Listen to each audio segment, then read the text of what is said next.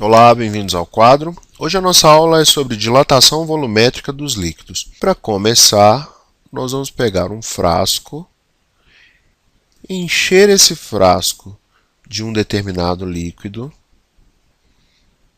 tá certo? E vamos dizer que esse líquido tem coeficiente de dilatação volumétrica γr. E ele ocupa inicialmente um volume V0 nesse frasco. Nós aquecemos o conjunto e proporcionamos uma variação de temperatura igual a Δθ. O volume ocupado por esse líquido após o aquecimento é igual ao volume inicial, que multiplica 1 mais γr vezes Δθ. Exatamente igual à dilatação volumétrica dos sólidos. Nós também podemos escrever assim: VR é igual a V0 mais V0 vezes γr vezes Δθ. Esse termo nós vamos chamar de ΔVR, que é a dilatação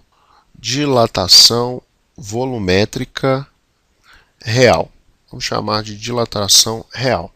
Se nós fizermos um furo nessa altura do líquido, após a dilatação, uma quantidade ΔVR de líquido vaza pelo frasco. Entretanto, esse frasco também dilata.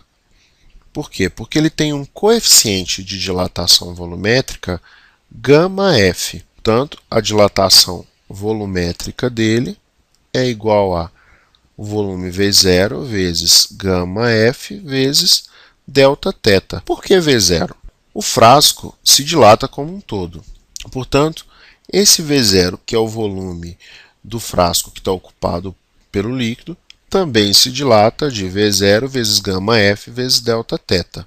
Se o líquido e o frasco têm coeficientes de dilatação volumétrica iguais, não há vazamento de líquido pela torneirinha, porque da mesma maneira que o líquido se dilata, o frasco também dilata e evita o vazamento de líquido.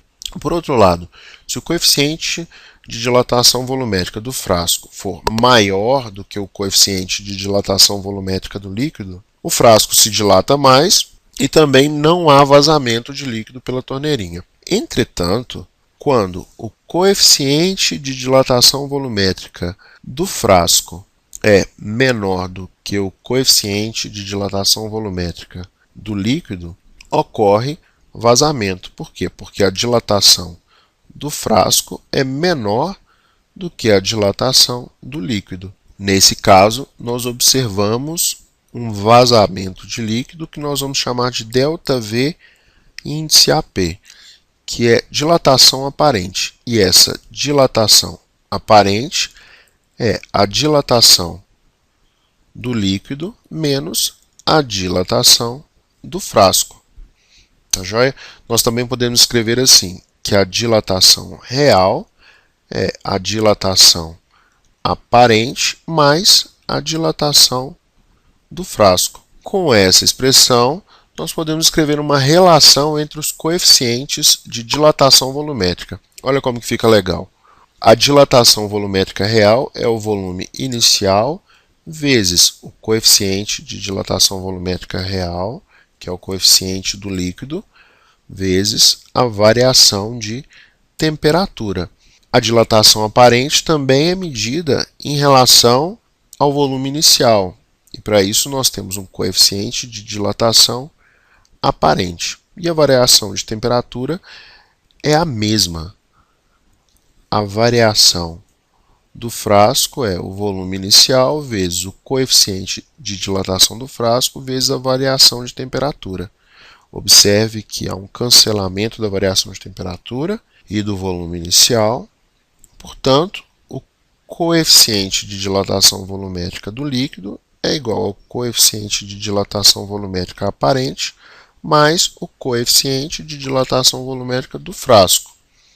Nós também podemos escrever assim: γ índice AP é igual a γr menos γf. Está aí a nossa aula sobre dilatação volumétrica dos líquidos.